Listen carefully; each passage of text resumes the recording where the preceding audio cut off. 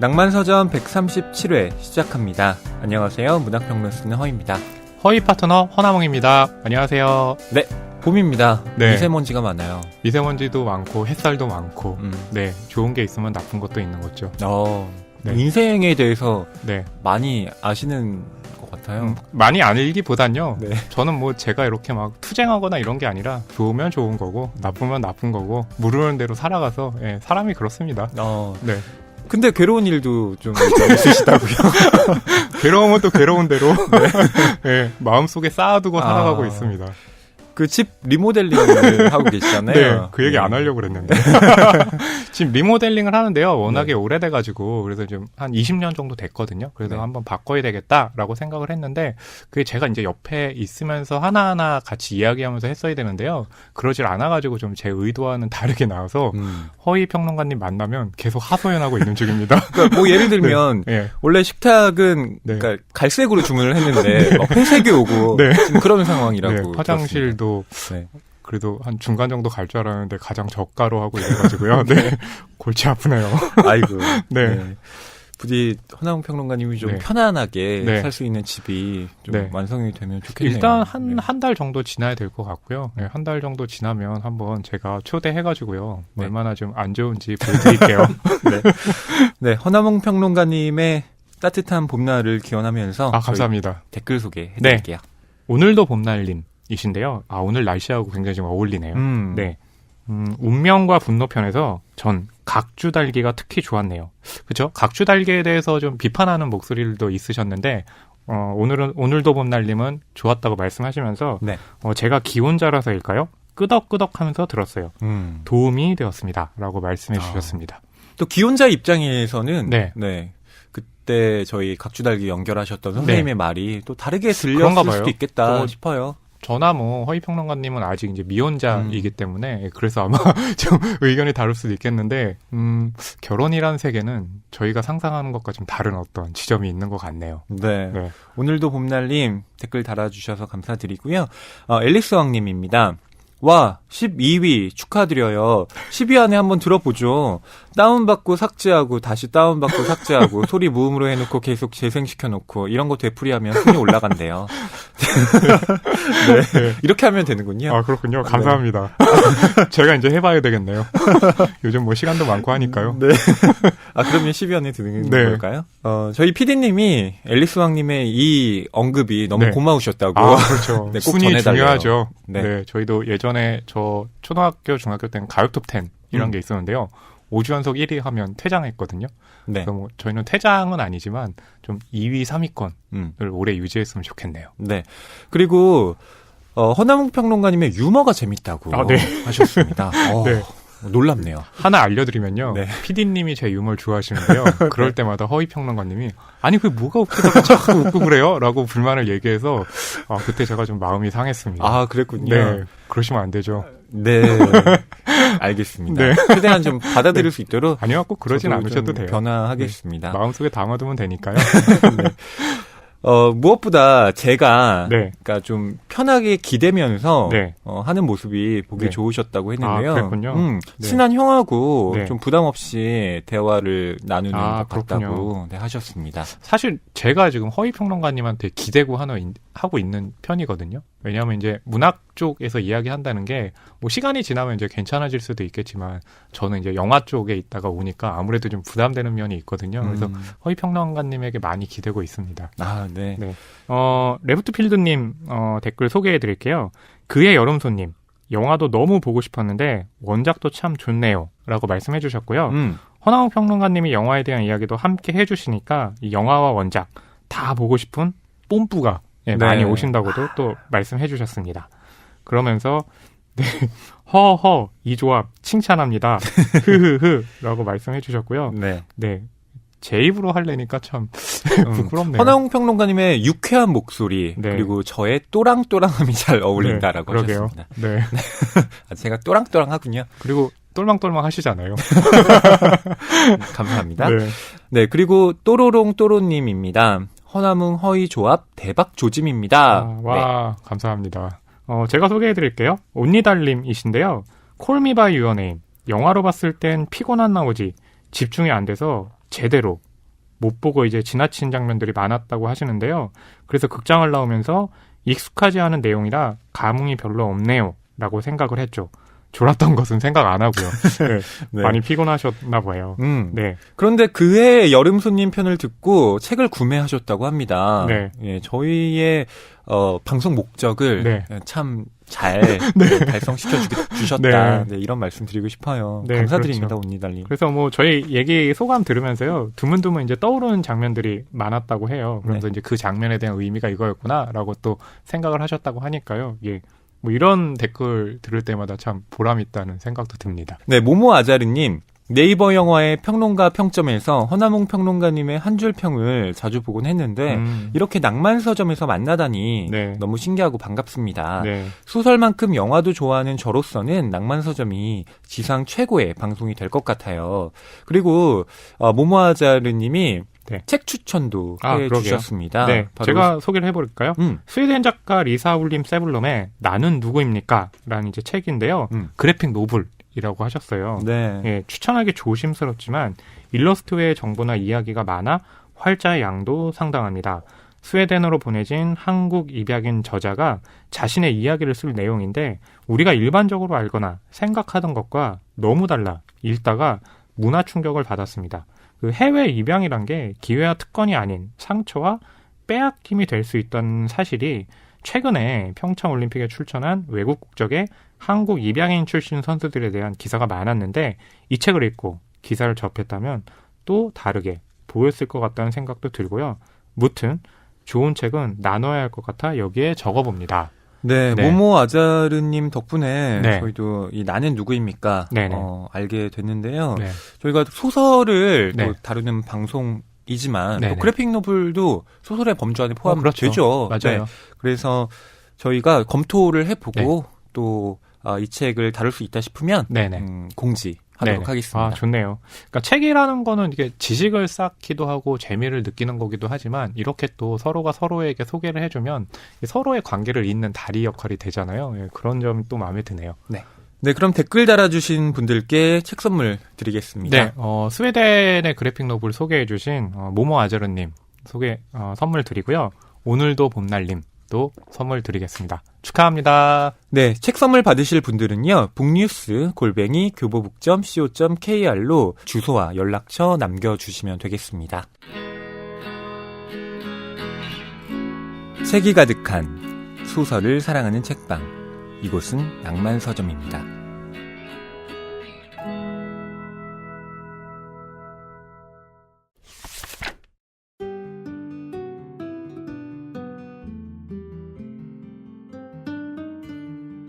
이번 주 출판계 브리핑입니다. 첫 번째 소식은요. 고양이 출판시장 야금야금이라는 제목의 기사입니다. 야옹야옹이 아니라 야금야금.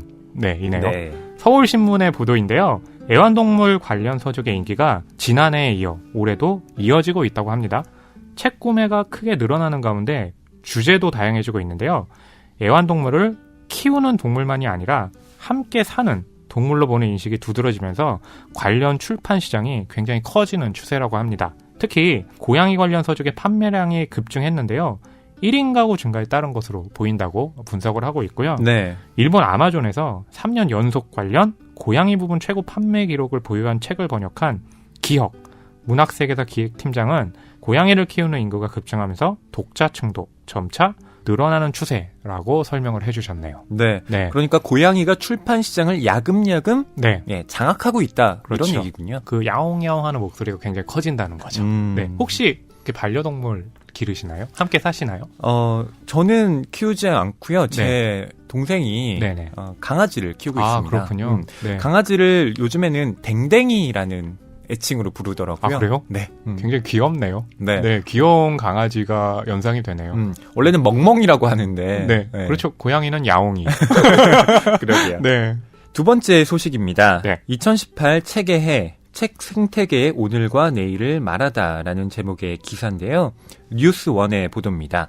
문화체육관광부가 2018 책의 해를 맞이해 책의 조직위원회와 함께 올해 3월부터 12월까지 매달 책 생태계 혁신과 출판 정책의 대안 마련을 위한 포럼을 개최합니다. 매달 진행될 포럼에서는 책 생태계의 각 부분을 주제로 진행이 되는데요. 문화체육관광부 관계자는 생태계 포럼은 책 생태계의 회복과 새로운 성장을 위해 반드시 필요한 사업이다. 포럼을 통해 새로운 환경 변화에 대응하는 책 생태계의 미래 전략과 새 정부 출판 정책의 비전을 수립할 수 있기를 바란다라고 밝혔습니다. 사실 책 생태계라고 할 때 우리가 생태계라고 할 때 보통 보면 이제 삼각형 모양들을 많이 얘기를 하잖아요. 그러니까 영화계 같은 경우 보면 지금은 이제 블록버스터 영화들이 너무나 많은 관객들을 거의 독점하고 있다시피 해서 역삼각형 모양이 돼가지고 독립영화라든지 작은 영화의 파이가 굉장히 작거든요. 그래서 네. 책의 생태계 같은 경우도 영화와 좀 비슷하지 않을까 하는 생각은 드는데요. 어떠세요? 책 생태계는 아무래도 영화보다는 네. 자본의 크기는 작은 것 같아요. 아, 그렇군요. 네. 네. 영화 쪽은 워낙 네. 예, 어마어마한 자본이 투입되는 곳이잖아요. 그렇죠. 그래서 사실은 이제 책 생태계라고 하는 건 굉장히 어울리게 들리는데요. 영화 생태계라기보단 영화 쪽은 산업이라고 표현하는 게 더 적절해 보이네요. 네. 이상 이번 주 출판계 브리핑이었습니다.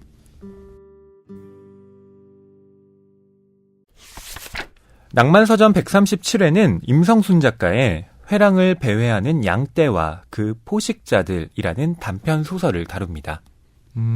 사실 그 단편을 읽었을 때 보면 굉장히 발랄하거나 아니면 굉장히 획기적인 아이디어 같은 작품들이 많이 등장할 때가 많잖아요. 네. 그래서 이번에 단편을 읽으면서도 그런 좀 느낌들을 받아서 확실히 장편을 읽을 때와는 좀 또 다른 어떤 그런 느낌을 받았거든요. 네. 네. 아마 그런 것들이 또 단편이 갖는 매력이라고 좀 생각해도 될 것 같습니다. 맞습니다. 그래서 낭만서점 137회와 또 138회까지 네. 예, 한국 단편 두 네. 작품을 다루기로 했죠. 그렇죠. 그리고 저희가 또 작가님을 모시고 이야기를 나누는 시간도 마련했습니다. 네, 저희가 한국 단편 두 작품을 골랐다라고 말씀을 드렸는데요. 네.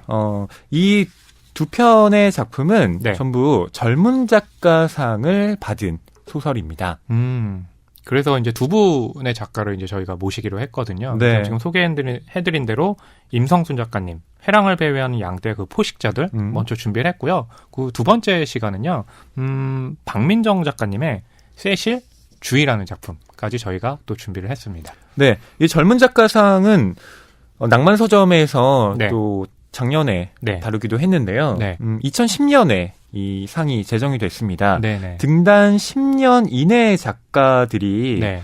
그 작년 한 해 동안 발표한 중단편 소설을 대상으로 이제 선정을 하는 건데요. 네. 총 이제 7편의 작품을 뽑았는데요. 그 중에요. 지난해 이제 이면 작가님이 대상을 수상했는데 올해도 수상작에 들었고요. 그래서 이면 작가님을 빼면은 그 외에 이제 나머지 작가님들은 모두 새롭게 또 수상한 작가님들이십니다. 네.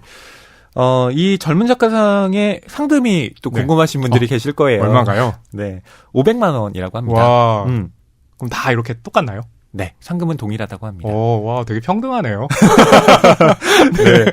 그런 점에서 참 이 상이, 네. 뭐 저는 좋은 것 같습니다. 아, 예. 뭐 1등만 편애하지 않는 세상. 아, 그렇죠.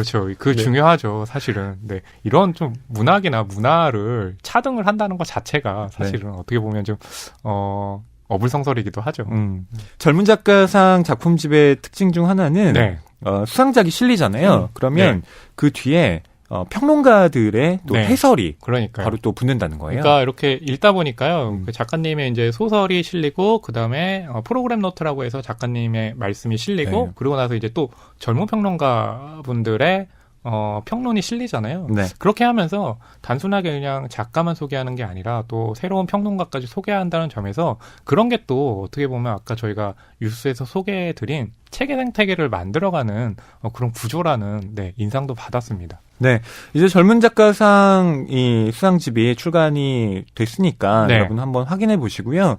잠깐 그 수상작들을 말씀드리면 네. 우선 박민정 작가의 세실주의, 그렇죠. 그리고 김세희 작가의 가만한 나날, 박상영 작가의 알려지지 않은 예술가의 눈물과 자이툰 파스타, 임성순 작가의 회랑을 배회하는 양떼와 그 포식자들, 이면 작가의 그들의 이해관계, 정영수 작가의 더 인간적인 말, 최정나 작가의 한밤의 손님들, 네, 이렇게 젊은 작가상 수상자로 선정이 됐습니다. 네, 사실은 제목이 항상 네. 이 독자들을 끄는 가장 첫 번째 지점이기도 하잖아요. 네, 그런 점에서는 확실히 굉장히 젊은 느낌이 든다는 점에서 좋네요. 네. 자, 그럼 오늘 낭만 서점을 직접 방문해 주실 임성순 작가님 네. 소개를 먼저 해드릴게요. 네, 임성순 작가님은요, 1976년 전북 익산 출생이고요. 2010년 장편소설 컨설턴트로 세계 문학상을 수상하면서요, 등단을 하셨고요. 장편소설 문근영은 위험해. 그리고 오히려 다정한 사람들이 살고 있다. 극해, 자기개발의 정석 등이 있죠. 네. 네. 임성순 작가님은 또 낭만 서점에 네. 예전에 출연하신 인연이 있습니다. 아, 그러셨군요. 네. 그때 네. 참 유쾌하게 네. 또 이렇게 대화를 나눠서 저는 그 기억에 남는데요. 제목들만 봐도요. 뭐 문근영은 위험해. 또 자기개발의 정석. 네. 네. 이런 것만 봐도 굉장히 좀 말씀해주신 느낌처럼 유머 감각도 있으시고 그런 네. 느낌 들거든요. 이 임성순 작가님의 회랑을 배회하는 양떼와 그 포식자들은 그러니까 네. 문장 웹진이라는 매체에 2017년 9월에 발표가 됐는데요. 네. 제가 잠깐 줄거리를 좀 소개해 드릴게요. 네. 이 작품은 미술평론가였던 주인공이 어떻게 한국 미술계를 좌지우지하는 영향력 있는 기획자가 되었다가 한 번에 몰락하게 되었는지 그 일대기를 그린 단편입니다. 2008년 실제 재벌 비자금 수사의 여파로 이 사업에 타격을 받은 주인공은 뉴욕에서 재기를 도모하는데요. 하지만 거기에서 성공을 꿈꿀 수 없었던 그는 이 귀국하기 전에 어느 노신사로부터 미술 전시회를 소개받습니다. 그리고 그곳으로 발걸음을 옮기는데요. 그 미술 전시회의 제목은 바로 회랑을 배회하는 양떼와 그 포식자들이었습니다. 금세기 최고의 공포 퍼포먼스라는 광고 문구가 붙어있는 이 전시회에서 주인공은 과연 어떤 경험을 하게 될까요? 빠밤. 네. 네, 이러면서 끝내야 될 것 같은 느낌입니다. 맞습니다.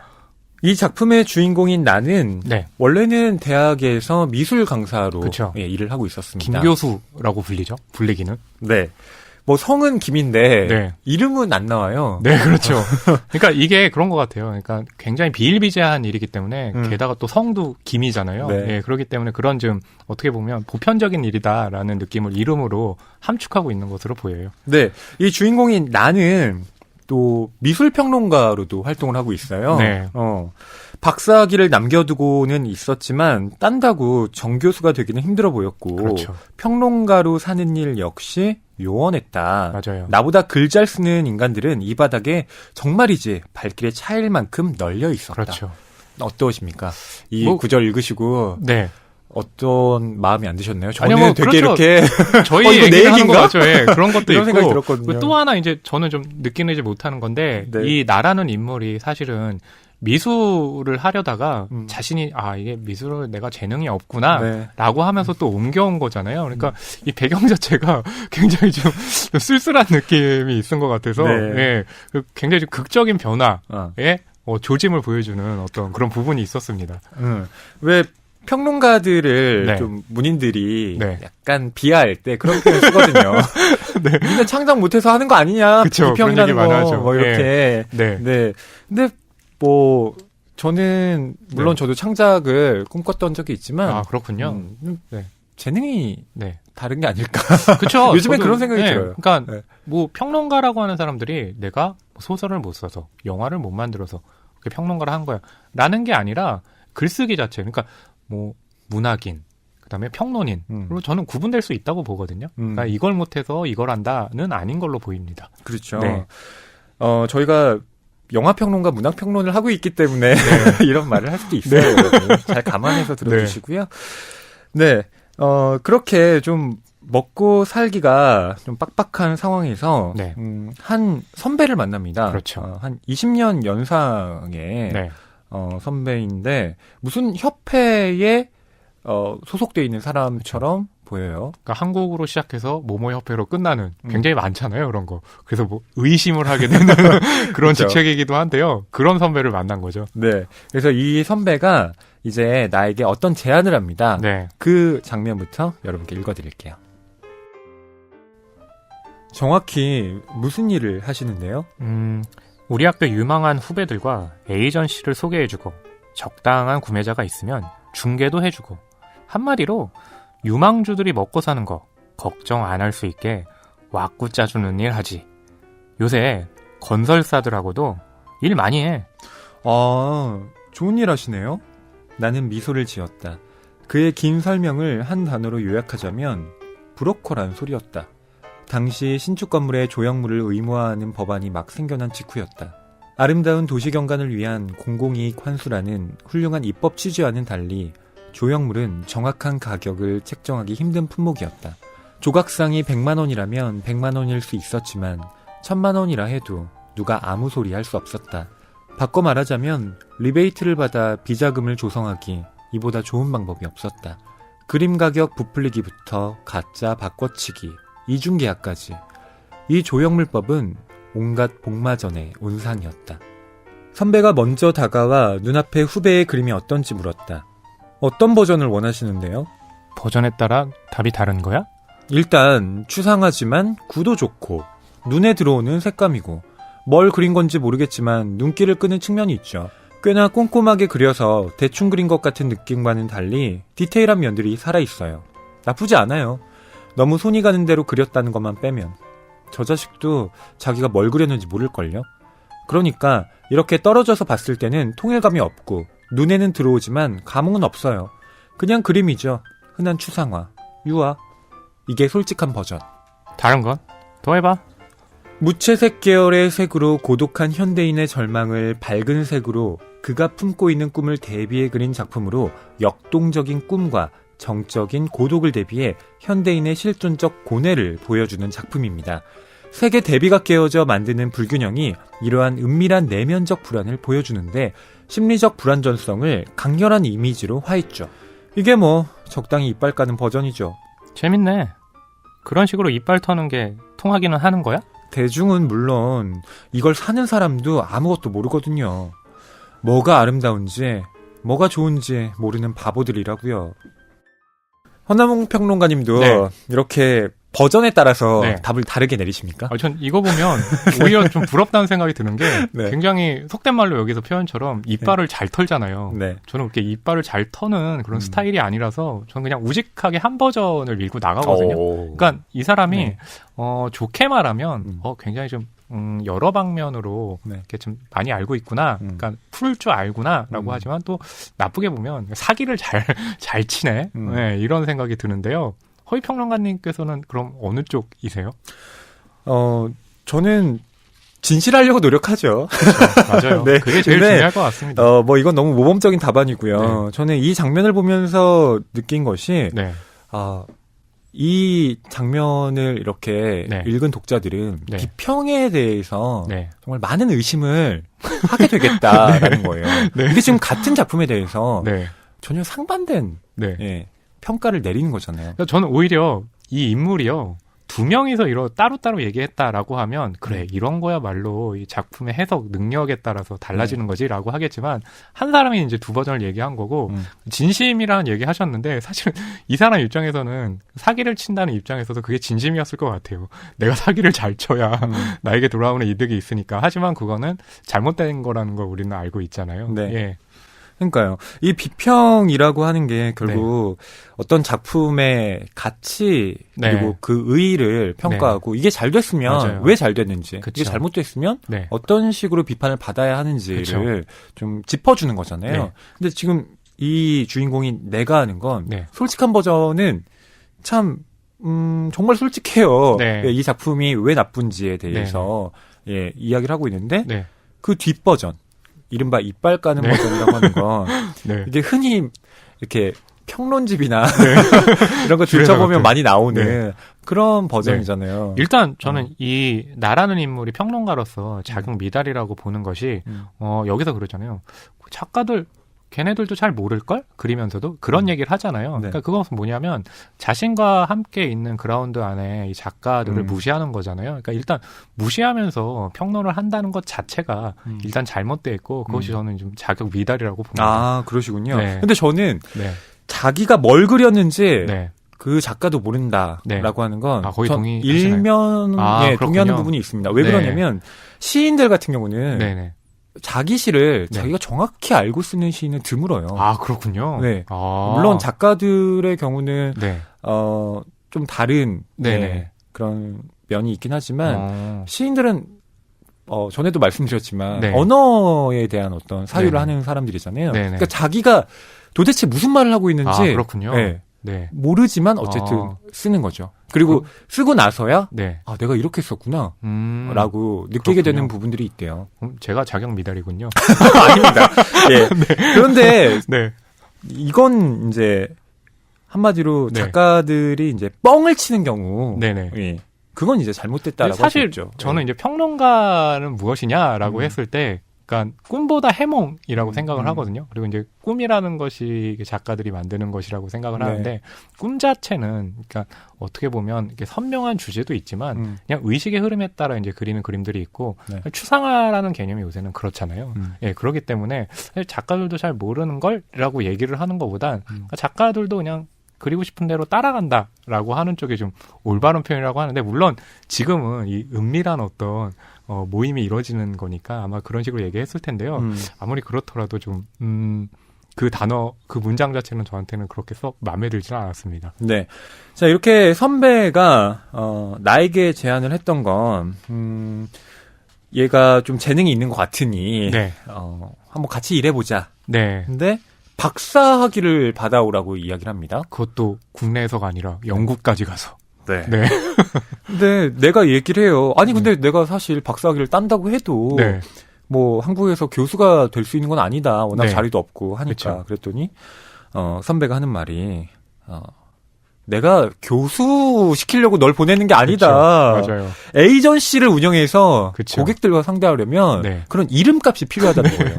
일단 보이는 스펙. 네. 이 중요한 거고 국내도 아니고 영국. 네. 야, 이러면은 뭔가 이렇게 사람들한테 굉장한 거다라는 느낌을 줄 테니까 그게 중요하다는 거고. 그러니까 여기서 또 느낀 게 에이전시를 하려고 하는데 영국까지 유학까지 보내고 그 돈을 대준다? 그렇다면 와, 판이 엄청나게 크다는 거네. 그쵸. 예, 라고 생각하는 거죠. 그게 상징적으로 이 선배가 차고 있는 손목시계. 네. 파텍 필립이라고 하죠. 전 잘 몰랐어요. 저도 몰랐어요. 네, 그런 게 있구나. 뭐 롤렉스는 아는데요. 네. 그것도 안다는 게 정말 봐서 아는 게 아니라 네. 뭐 그냥 좋은 시계의 대명사면 롤렉스 얘기를 했잖아요. 네. 근데 여기서는 롤렉스보다 더 좋은 시계가 있더라고요. 네. 네. 각주가 달려 있습니다. 가장 싼 모델이 네. 중형차 한 대 가격이래요. 이런 중형차가- 몇 천만 원짜리를 그런가요? 차고 다니는 네. 거군요. 그럼 차를 그냥 손목에. 그러니까요. 네. 그만큼 네. 이 미술계에서 어떤 식의 수완을 좀 하면 큰 돈을 벌 수 있다라는 네. 얘기인데 내가 그것을 승낙하고요. 네. 박사학위를 따옵니다. 그쵸. 예. 그리고 이 선배와 함께 일을 하죠. 자, 이 선배와 이제 에이전시를 운영하면서 내가 했던 뭐라고 해야 할까요? 비속어로 하면 야매. 네. 야매. 그렇게 네. 안 보셨는데 전문 용어 많이 쓰시네요. 허위평론가님. 네, 이런 그러니까 이게 꼭 불법은 아니지만 그렇다고 네. 합법적이다? 그러니까- 이게 뭐 온당하다 말하기 네. 어려운 방법으로 네. 이제 어떤 그림 시장을 그렇죠. 좌지우지하는 거예요. 그러니까 합법이라는 거 안에서 우리가 좀 도덕적으로나 상식적으로 참 인정하기 힘든 부분들이 있는데 법으로 걸리지 않는다고 해서 그렇게 가는 거잖아요. 네. 참 이게 현대 사회의 어떤 그 모순인데 그게 또 중요한 또 특징이라는 생각이 들고, 그걸 가장 잘 보여주는 게가 지금 이런 것처럼 미술 그리고 에이전시. 네. 네, 그런 것 같아요. 그 사업 방식을 좀 설명해 주시죠. 여기 이제 나와 있는 그런 이제 문장을 설명해드리면, 네가 젊은 유망주를 발굴해오면 난 자산관리 포트폴리오 차원에서 그림이 필요한 분들을 소개시켜줄 거야. 넌 평단 선배들에게 부탁해서 애들 좀 띄워주라고, 술도 사고 인사도 시키고, 그렇다고 뭐 무슨 수를 쓰거나 너무 노골적으로 부탁하지 말고 자연스럽게 네, 친해지게 하라고. 그렇죠. 네, 라고 하는 거죠. 이들은 네. 미술계의 생태계를 네. 이제 교란하려는 네. 그리고 장악하려는 어떤 그렇죠. 시도를 하는 거죠. 맞아요. 작가 그리고 독자, 뭐 네. 고객이라고 할 수 있죠. 네네. 이게 있고 중간에 네. 평론가들까지 아, 그렇죠. 예, 섭외를 해서 네. 이 삼각관계의 트라이앵글을 네. 이제 자기들이 마음대로 해보겠다. 작가의 명성을 부풀리는 건 네. 평론가들과 만나게 해서 그러게요. 얘 괜찮다. 네. 이렇게 좀 해주면 자연스럽게 이들에 대한 어떤 이름값은 올라가고 그렇죠. 고객들은 그걸 보고 또 돈을 그림을 주고 사고. 네. 그렇죠. 비싸게 사고. 근데 이게 같은 문화권 안에 있어도 미술이 좀 다르다는 게 영화라든지 또 소설 같은 경우는 제작비라는 것이 정해져 있잖아요. 그리고 네. 가치를 이제 거기에 대해서 우리가 내는 가치도 일정 정도 정해져 있죠. 뭐 책값이라든지 영화값이라든지 입장권. 근데 미술은 그렇지가 않잖아요. 정말 부르는 게 값이다 보니까 맞아요. 그렇게 조성하는 것들이 사실 정상적인 경로가 아니라 지금 얘기한 것처럼 뭔가 음모적인 기운을 풍기는 거죠. 그게 이제 또 미술 시장이 갖는 어떤 뭐 전체 미술 시장이 그런 건 아니겠지만 네. 일부 미술 시장에서 갖는 맹점이라고 할 수 있죠. 그래서 내가 기획한 이 작가들의 어떤 개인전은 네. 늘 매진행렬이었다고 하고요. 그리고 고객들이 실제로 많이 찾아서 네. 그 그림을 구입하면 몇 년 뒤에는 네. 값이 훌쩍 뛰어 있는 그렇죠. 더 많이 그런 하고요. 상황이 펼쳐지게 되는 거죠. 그리고 그게 뭐 이렇게 한두 해만 이렇게 돈을 벌었던 게 아니라 굉장히 또 오랫동안 안정적으로 유지를 하면서 돈도 많이 벌었던 거 아니에요? 맞습니다. 네. 하지만 사건이 터지죠. 네. 네. 바로 그게 재벌 비자금 수사로 네. 이 창고가 열리게 된 거죠. 네. 근데 그때의 네. 창고라고 하는 건 뭐 여러분 다 아시겠지만 2008년에 네. 실제로 그 삼성 비자금 특검이 네. 있었죠. 그때 세상의 모습을 드러냈던 그림이 바로 행복한 눈물이었습니다. 로이 리히텐슈타인이 그렸는데요. 그때 사건을 저도 기억하거든요. 근데 거기에 이제 그 본질적인 사건이 뭐냐면 그 대기업에서 비자금을 엄청나게 큰 돈으로 미술을 활용해서 가져갔다는 거였잖아요. 네. 근데 그때 언론이나 대중의 반응들은 굉장히 좀 뜨악했던 게 행복한 눈물의 이 가격이 네. 100억을 호가한단 말이야? 다 거기에 집중됐잖아요. 그러니까요. 예, 그러니까 본질을 이제 확 증발해버리고 이상하게 좀 가십거리들만 남게 된 거죠. 그러니까 네. 그런 것들이 또 이 소설이 펼쳐가는 이야기의 하나의 맥락이다라는 것을 사건 자체로 또 보여주는 것 같습니다. 영원히 계속될 것 같았던 황금기가 갑자기 끝나버린 것은 어느 재벌의 비자금 수사 때문이었다. 특검이 출범하고 일가의 상속 문제가 세간의 관심을 끌더니 끝내 안주인의 미술 창고가 하나 열렸다. 기자들이 몰려갔고 카메라 플래시가 번쩍였으며 검은 양복을 입은 사내들이 우르르 박스를 들고 나왔다. 덕분에 우리나라에서 가장 많은 그림을 소유했다는 그녀의 걸작 컬렉션이 일부나마 빛을 보았다. 그리고 팝아트 거장의 걸작 소유권을 놓고 서로 자신들의 것이 아니라고 주장하는 진풍경이 펼쳐졌다. 미술계 말석에서나마 이름을 팔아먹고 살았던 내 돈줄도 그렇게 갑자기 막혔다. 예년 같았으면 갤러리가 문 닫을 시간에 비서와 함께 나타나 트럭째 그림을 싣고 가던 큰 손들이 일제히 내 전화를 피하기 시작했던 것이다. 하는 말은 비슷했다. 알잖아, 요즘 분위기. 이 사람아, 비 오는데 괜히 비 맞을 일 있나? 내가 바빠서 요즘 그림 볼 시간이 없어. 창고가 꽉 차서. 알잖아, 김 교수. 그렇다고 쉽게 포기할 순 없었다. 아니, 제 후배라서가 아니라 이거 진짜 물건이라니까요. 아시잖아요. 제가 이사님한테 아무나 소개 안 하는 거. 보장한다니까요. 딱 5년. 5년만 가지고 계시면 저한테 고맙다고 절하실걸요. 이럴 때가 기회라니까요. 다들 이렇게 엎드려 있을 때 과감하게 들어오셔야 나중에 재미 보시지. 하지만 아무 소용 없었다. 전에는 개관 전날 밤 미리 와서 볼 수 없느냐. 도록만 보내주면 살 그림들 번호를 찍어주겠다고 하던 이들이었다. 그들 모두 거짓말처럼 연락을 끊었고 4개월을 준비했던 후배의 첫 개인전은 그림 석점도 채 팔지 못한 채 끝났다. 내가 나서서 기획하면 늘 완판을 해왔고 그것이 내 은밀한 자부심이었다. 그 모든 것이 고작 그림 창고가 한번 열린 일로 처참하게 박살나버렸다. 이 장면을 보면 네. 참 자본이라는 것과 예술이 네. 어떻게 얽혀 있는가가 극명하게 드러나요. 그렇죠. 그리고 그게 지금 저희가 읽어드린 이제 부분들이 사실 소설의 시작이에요. 네. 시작부터 되게 좀 그러니까 안 좋은 기분이 드는 거죠. 네, 이렇게 돌아가고 있었어. 네. 물론 알고는 있었지만 확인하는 어떤 그런 느낌이니까요. 네. 네. 이른바 예술의 순수성을 네. 주장하는 네. 진영들이 있잖아요. 네네. 뭐 예전에도 있었고 네. 또 지금도 그런 생각을 가지신 분들이 계실지도 모르겠습니다. 그렇죠. 맞아요. 근데 예술이 진짜 순수할까? 네. 라고 따지면 그렇지 않다라는 네. 반증을 댈 만한 것들이 정말 많아요. 뭐가 있죠? 우선 예술 네. 작품이라는 것이 네. 한 창작자의 네. 작업실에만 네. 그냥 보관되어 있는 것이 아니라 그렇죠. 그것이 시장에 나와야만 네. 가치 평가를 받고 네. 이름이 알려지고 하는 그렇죠. 거잖아요. 그러니까 뭐 영화를 예로 들면 블록버스터 영화가 만들어지고 작은 영화가 만들어졌는데 같은 영화이기 때문에 공평하게 관객들이 볼 기회를 줘야 하는데요. 맞아요. 사실 그렇지는 않죠. 블록버스터가 멀티플렉스의 거의 모든 관을 점령하고 있고 작은 영화들은 관에 들어간다고 해도 퐁당퐁당이래 가지고 아침 8시 그리고 새벽 1시 이렇게 되면 그것이 온전한 그라운드라고 할 수는 없겠죠. 온전한 경쟁은 아닌 거죠. 그러니까 창작 자체는 순수할 네. 수 있죠. 네, 그렇죠.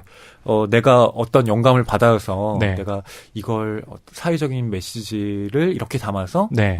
뭐 작품을 만들어야지. 그렇죠. 그럴 수 있습니다. 맞아요. 네. 어떠한 뭐 자본의 개입도 없이 그렇죠. 네. 나의 순수한 창작 의지를 통해. 맞아요. 근데 문제는 그게 세상에 나온 순간 그건 하나의 상품이 된다는 거죠. 그렇죠. 그 상품이 됐는데 미술 같은 경우는 이 소설에도 소개가 되지만 특히 대기업에서 이 미술들을 자꾸 손에 넣으려고 하는 게 세금도 안 붙죠. 나가는 돈도 없죠. 갖고 있다가 몇 년만 지나면 또 가격은 폭등하죠. 그렇기 때문에 굉장히 검은 비자금으로 네. 많이 활용이 미술이 되기 때문에 거기에 대한 이제 순수성을 의심하는 거죠. 미술이라는 예술 자체의 순수성을 의심하는 건 아니죠. 그렇죠. 네. 그런데 워낙 그 주변 관계들이 네. 이렇게 좀 검은 손들에 의해서 네. 좀 타락했기 때문에 네네. 네. 우리가 미술 작품 이거 진짜 네. 이게 100억이 나갈 만한 그림이야? 네. 이렇게 좀 그렇죠. 반문하게 되는 거고요. 맞아요. 네. 그리고 그 미술 시장에서 특히 우리가 아는 건 경매가 또 잘 돌아가잖아요. 그래서 모든 경매 시장이 그런 건 아닌데 이런 얘기를 하더라고요. 어느 작가의 어떤 작품이 있는데 그게 뜨문뜨문 나오잖아요. 기간을 두고. 그래서 한꺼번에 내도 될 텐데 왜 뜨문뜨문 내지? 그게 가격을 가장 극점에서 팔려고 한다는 거거든요. 맞아요. 예, 그렇기 때문에 우리가 봤을 때 이게 예술이라는 게 완전 자본이 됐을 때는 예술의 어떤 가치는 휘발되고 네. 돈으로만 맞아요. 이제 다 순위가 결정되는 부분이 있으니까요. 거기에 대해서는 정말 씁쓸한 어떤 기분을 지울 수는 없지만 또 그렇게 돌아가는구나 인정하게 되는 부분이 있어요. 네. 네. 아니 뭐 문학만 해도 네. 어떤 작품이 나왔을 때 그 마케팅을 어떻게 하느냐, 네. 광고비를 맞아요. 얼마나 쓰느냐에 따라서 책 네. 판매량이 달라지고, 그렇죠. 그리고 책 판매에 따라서 네. 그게 모르는 사람들도 오히려 네. 이게 베스트셀러야? 그렇죠. 사봐야지. 네. 라는 어떤 그런 뒤에 어떤 음. 파도 같은 효과를 불러 일으키는 거잖아요. 네. 그렇죠. 그러다 보니까 이건 정말 좋은 작품인데 이게 좀 영세한 출판사에서 나와서 맞아요. 제대로 눈에 안 마케팅을 띄는 거죠. 못했을 때 네. 그런 작품들이 묻힐 가능성이 매우 높은 거죠. 그러니까 그 묻힐 가능성이 있는 작품들을 살리는 게 이제 평론가의 역할일 네. 텐데요. 근데 그게 지금은 잘 이렇게 효력을 발휘하지도 못할 뿐더러 또 여기 나오는 이제 나라는 그런 평론가 군을 보면 이렇게 몸값을 올리려고 네. 소개를 해주면 띄워주는 글들을 이제 쓰는 거잖아요. 예, 그렇게 또 악용되는 사례도 있다는 걸 보여주고 있죠. 네. 자, 이렇게 이 자본과 예술이라는 것이 네.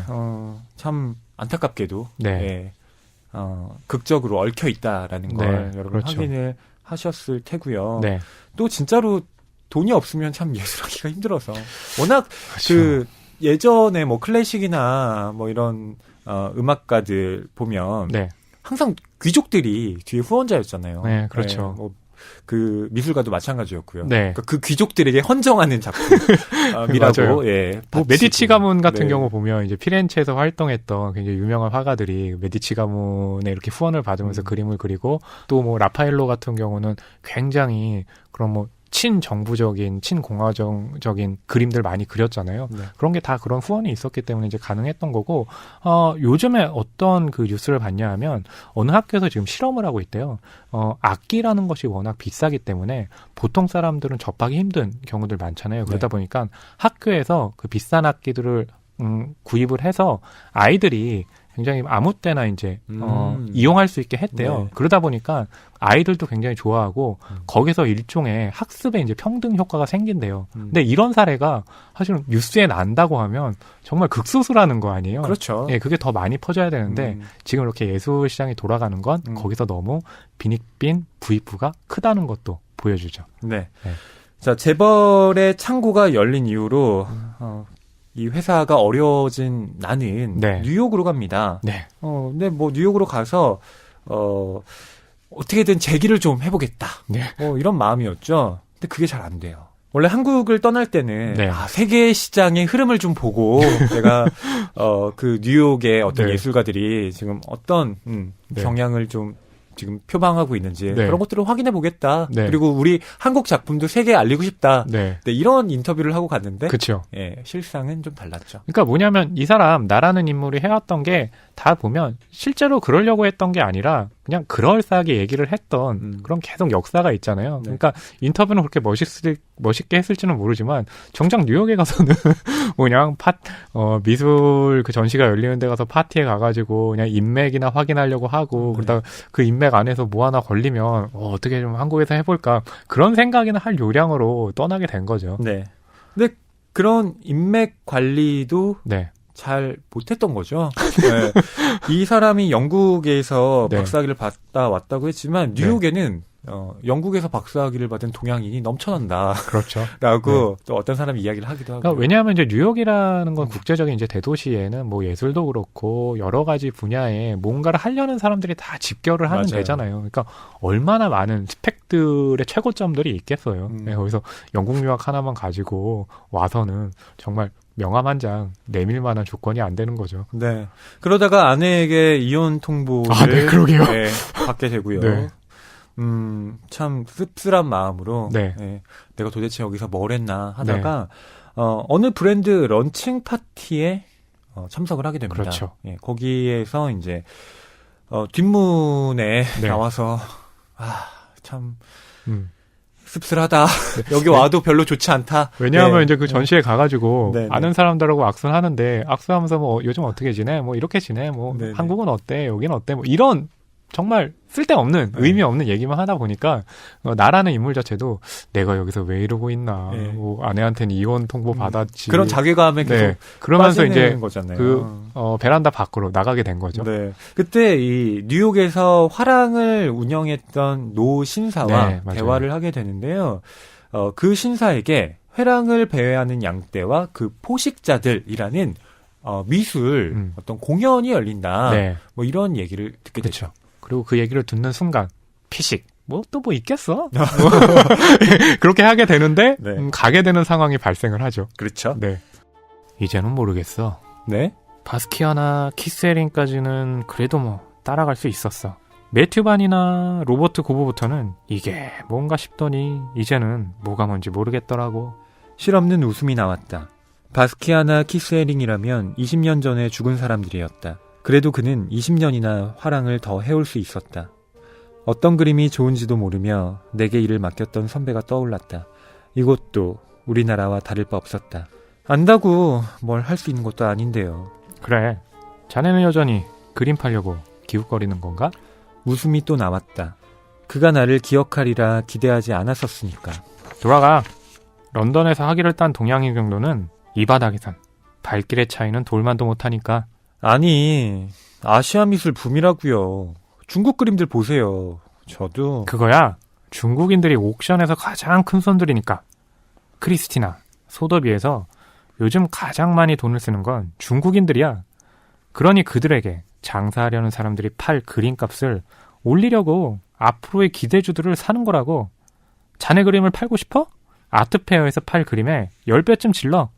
그러고 나면 다들 자네가 파는 그림에 주목할 테니까 이딴 말도 안 되는 파티를 수천 번 기웃거려보라고.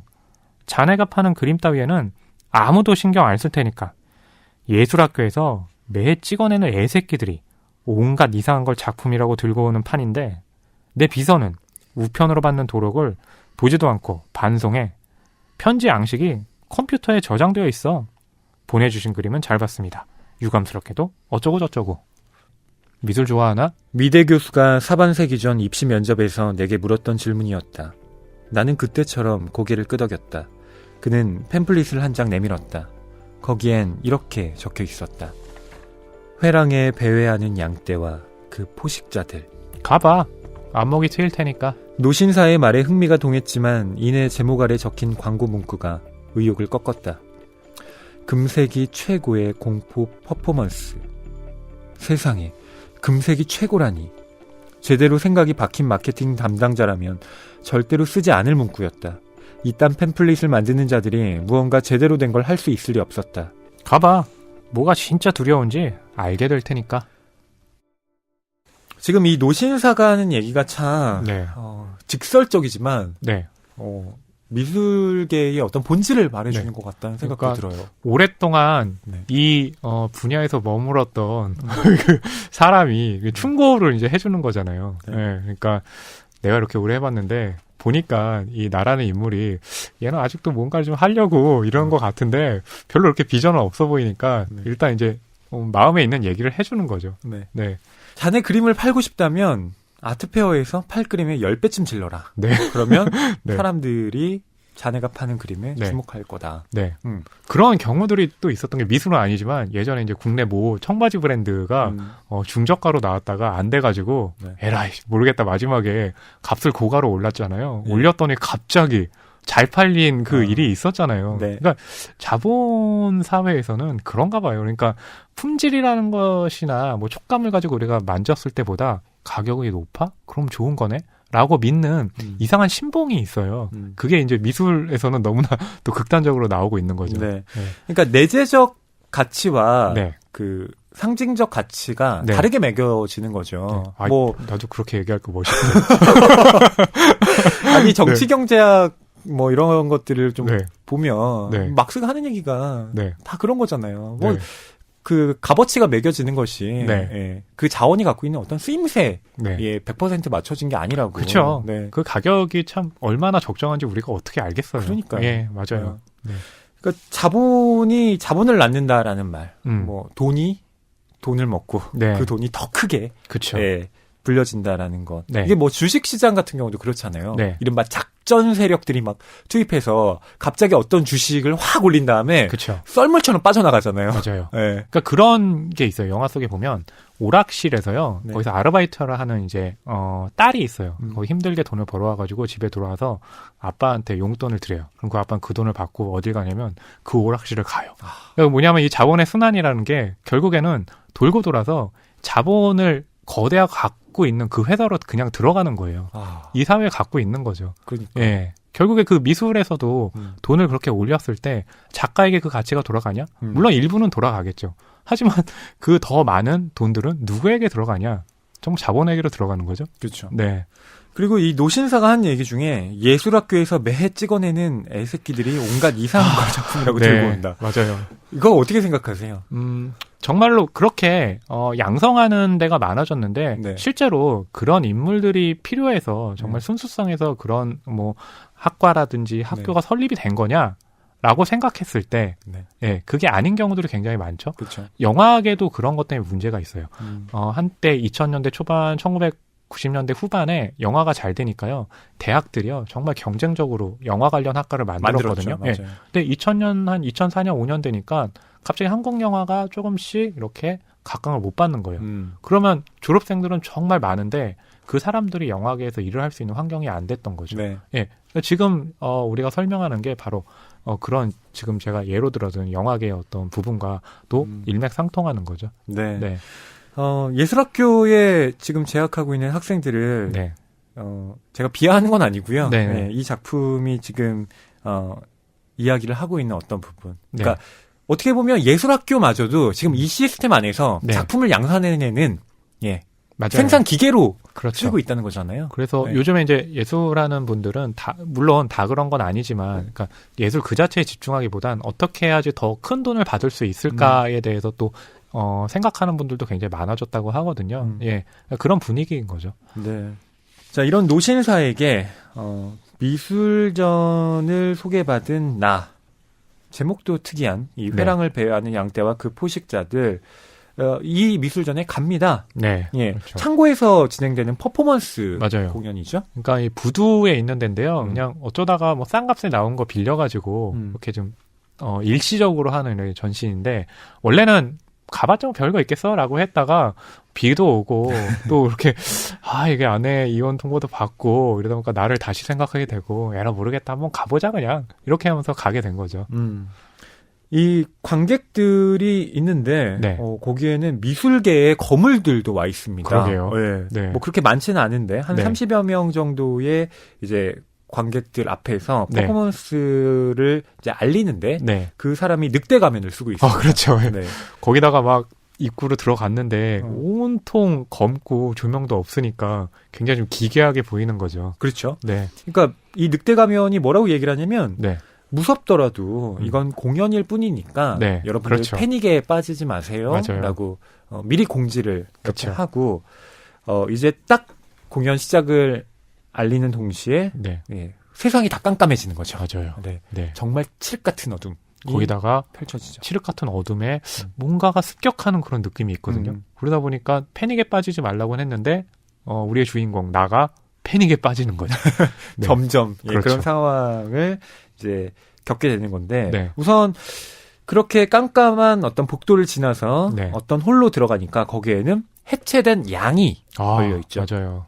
네. 마치 프랜시스 베이컨의 그림 네. 보면 그렇게 막 도축된 뭐 동물이라든지 사람이라든지 해서 그림 그려서 굉장히 기괴하잖아요. 네. 그래서 요 대목을 보면서 그런 좀 프랜시스 베이컨의 그림도 생각이 나더라고요. 그렇죠. 네. 이것만 봤을 때는 뭐야 이거? 네. 내가 많이 본 거잖아. 네, 그래서 그렇죠. 이런 거 하려고 그랬어. 아마 그래서 그랬겠죠. 네. 네. 이렇게 코웃음을 치던 데가 네. 이제 다른 홀로 들어갔더니 거기에는 하이에나와 이 독수리 가면을 쓴 네. 턱시도 남성들이 생고기를 먹고 있는 장면이 펼쳐지죠. 그래서 피 냄새가 훅 맞아요. 나고요. 예. 그래서 또 그걸 보면서 저게 실제인가? 아니면 저거 역시 퍼포먼스인가? 또 의심을 하는 거죠. 그러니까 아마 제가 볼 때 이 나라는 인물이 나름의 이제 방어 기제를 계속해서 세우는 거죠. 그러니까 공포에 빠지지 말고 패닉에 빠지지 말라고 했으니까 본인은 그렇게 안 빠지려고 하는데 그럼에도 불구하고 너무 어둡고 기괴한 장면들이 연속으로 펼쳐지니까 계속해서 이제 그 공포, 패닉을 느끼게 되는 상황이 오는 거죠. 네.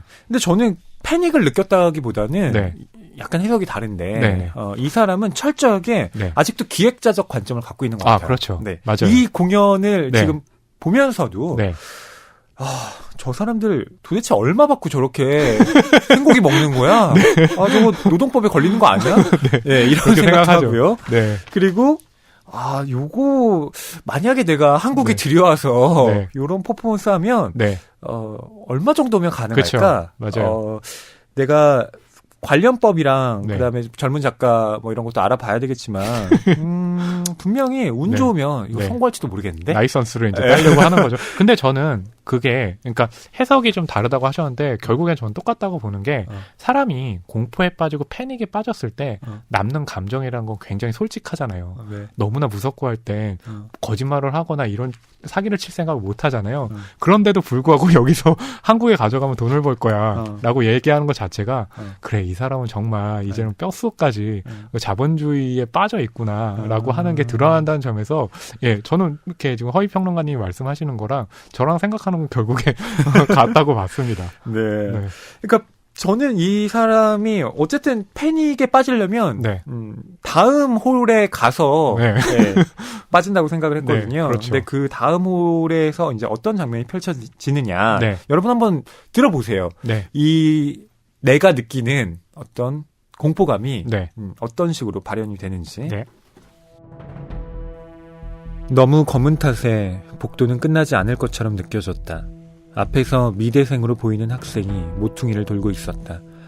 왜 이렇게 통로를 미로처럼 빙빙 돌게 만든 걸까? 공연장의 동선은 관람의 효율성을 위해 가능하면 짧게 잡는 게 상식이었다. 이해할 수 없는 구성에 짜증이 났지만 다 보면 의미를 알 수 있을지 모른다고 스스로를 다독였다.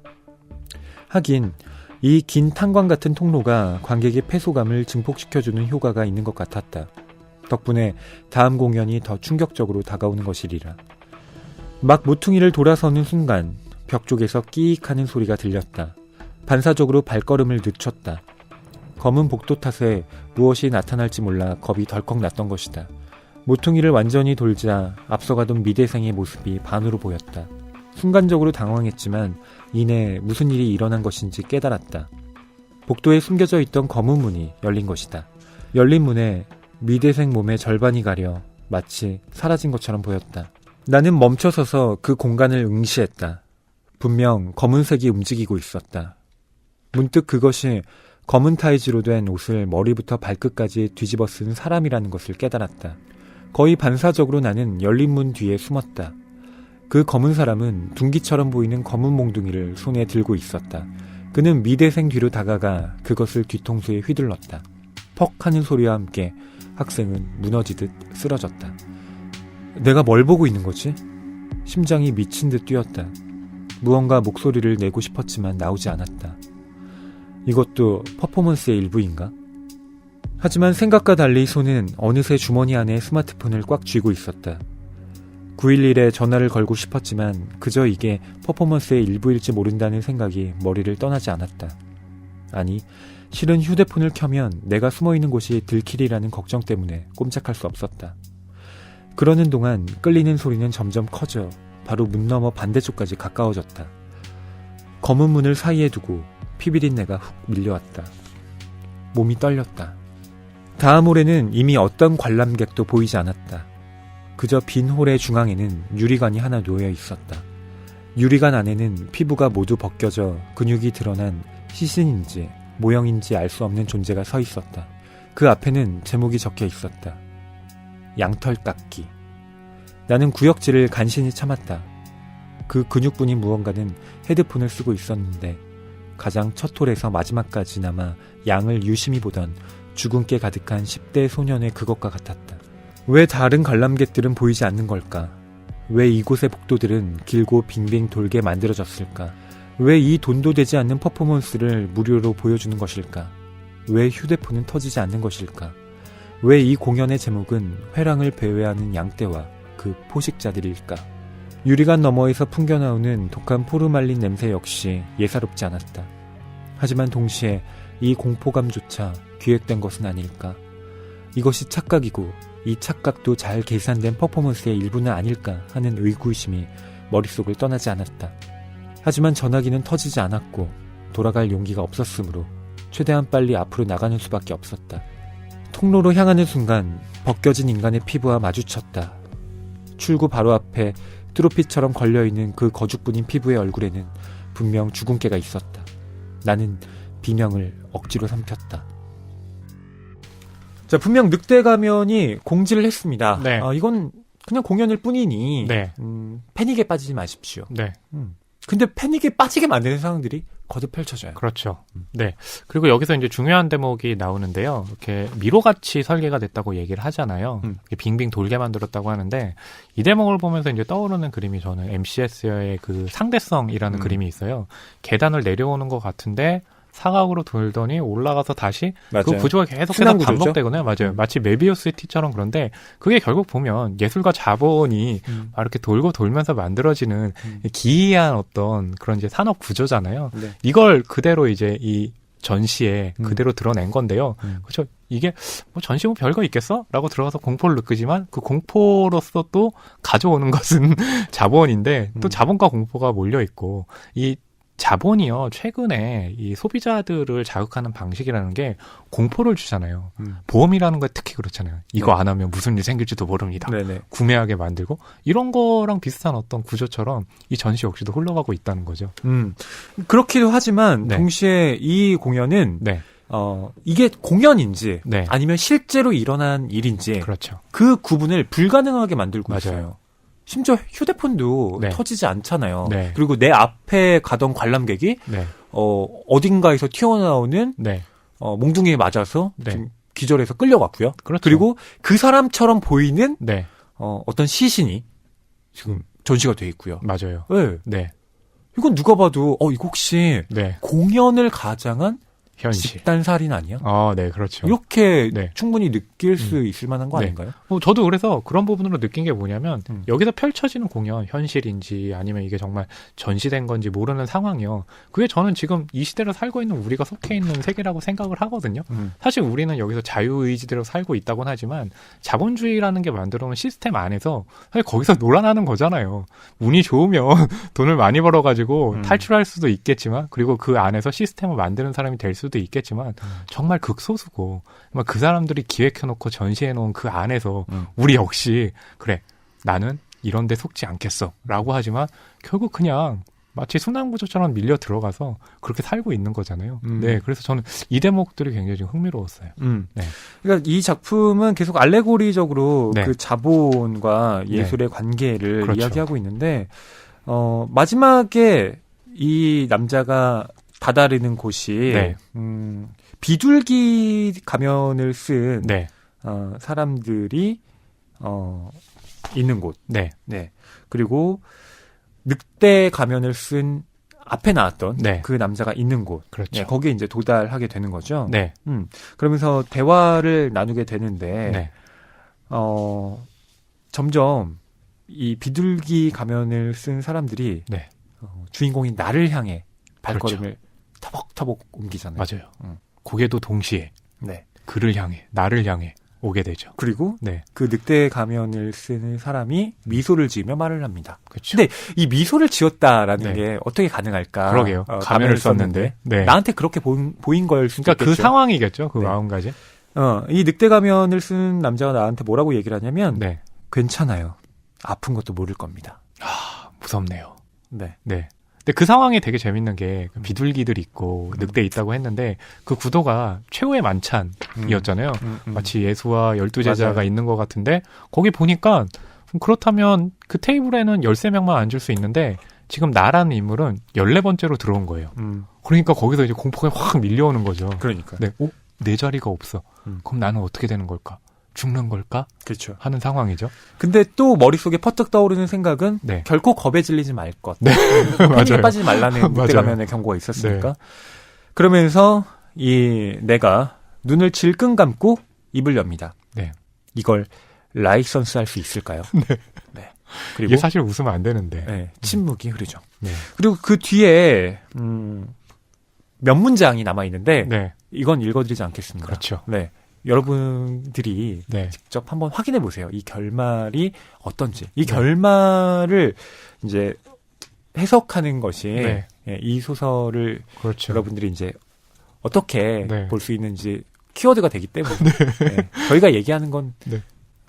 여러분들의 독서 흥미를 떨어뜨릴 것 같아요. 저희 꼭 그런 것 같아요. 주말에 보면 그 낮 시간에 영화 프로그램 하잖아요. 감질나죠, 그거. 네, 거기서 막 처음부터 끝까지 다 소개해준 다음에 결말만 딱 남겨놓고 이 극장에서 확인하세요. 뭐 이러는 것처럼. 맞아요. 하지만 여러분, 네. 저희는 그렇게 해드릴 수밖에 없어요. 그렇죠. 네. 그리고 그 몇 문장 안 되지만 사실은 그 기존에 왔던 것들을 굉장히 좀 충격적으로 바꿔놓는 또 결말이기도 하니까요. 네. 네. 과연 이 라이선스 할 수 있을까요? 이게 네. 무슨 뜻일까요? 호남 평론가님. 얘기해야 되나요? 결국에 이제 이 사람은 살아남아야 되잖아요. 그리고 제가 아까 말씀드린 것처럼 뭐 패닉에 빠지거나 공포를 느낄 때도 이 사람은 자기가 살 생각을 하는 건데 그 산다는 생각이 결국 돈하고 직결하는 이제 부분으로 나온 거거든요. 네. 그러면서 이 공연을 라이선스 하면 가져갈까 네. 하는 그런 속내를 드러내는 거죠. 그러니까 네. 이 상품화라고 하는 것. 네. 인간은 자신의 죽음마저도 네. 스펙타클한 상품으로 만들 수 있겠구나. 그렇죠. 라는 네. 생각이 저는 들더라고요. 네. 그러니까 지금 시대에 인간의 어떤 뭐 머리부터 발끝까지 우리가 인간적인 가치를 얘기하지만 결국에 다 상업적인 어떤 용도로서 활용이 다 가능한 거잖아요. 예, 그런 것들의 극단적인 사례가 이제 이 소설의 마지막에서 밝혀내는 내용일 텐데요. 그런 것들이 어떻게 보면 참 알고 있는 내용이긴 하지만 이렇게 또 노골적으로 또 얘기를 하니까 아이고 이거 어떡하나 뭐 이런 생각 들죠. 저희가 이 작품을 이야기를 지금 거의 다 나눴는데 각주달기 네. 남아 있죠. 오늘은 전화 인터뷰가 아니라 직접 임성순 작가님께서 나오셔서 얘기를 해주신다고 하거든요. 네, 기대가 되네요. 네, 각주달기의 주인공 임성순 작가님 모셨습니다. 안녕하세요. 안녕하세요. 안녕하세요. 와. 이렇게 불러주셔서 영광입니다. 네, 저는 이렇게 일찍 나와주실 줄 몰랐거든요. 보통 이렇게 작가님들이나 작품 만드시는 분들은 늦게까지 주무시잖아요. 저희 오늘 굉장히 이례적으로 일찍 일어났고 네. 원래는 잘 시간입니다. 네. 네. 안 그래도 눈에도 이렇게 아직 졸음이 묻어 계신 것 같아요. 눈은 원래 작은 거고요. 그렇군요. 예, 임성순 작가님은 낭만서점에 저번에 한번 또 오셨잖아요. 예, 저번에 오늘... 굉장히 즐거웠던 기억이 납니다. 네, 오늘 또 이렇게 방문해 주셨는데 어떤 기분으로 좀 오셨나요? 오랜만에 방송에 나온다니까 네. 가슴이 두근거리고 네. 우황정심원 잠을 하나를 설치고. 드시고 오셨나요? 약간 방송 체질 느낌도 있으세요, 또. 그렇지는 않은 것 같아요. 정말 방송 체질이면 사람들이 계속 불러줬겠죠. 저는 그때 낭만서점 나오고 지금 간만에 나오는 거거든요. 한 네. 1년 만에 나오는 것 같네요. 예, 저희가 또 이렇게 연례 행사죠. 네. 아니면 뭐 내년에 이맘때 또 다시 만나면 되겠네요. 예. 우선 이 젊은 작가상 수상 축하드립니다. 감사합니다. 네, 상금은 받으셨나요? 상금 입금됐습니다. 그렇군요. 네. 사실은 저는 궁금한 게요. 이렇게 상을 받게 되면 그때 작가님들 좀 어떤 기분일지 궁금하거든요. 저는 살짝 부담스러운 편이에요. 사실은. 예. 네.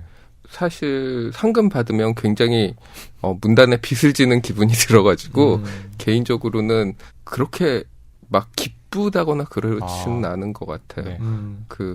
예전에 세계문학상 받았을 때도 네.